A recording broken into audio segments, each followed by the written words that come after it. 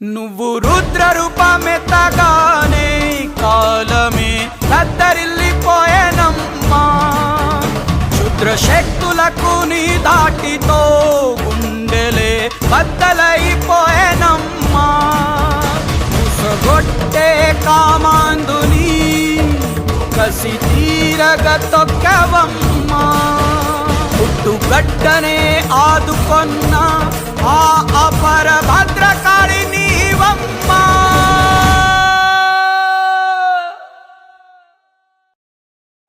మాట నిలుపుకొంటివమ్మా జజమ్మ, మళ్ళీ జన్మ ఎత్తినావమ్మా.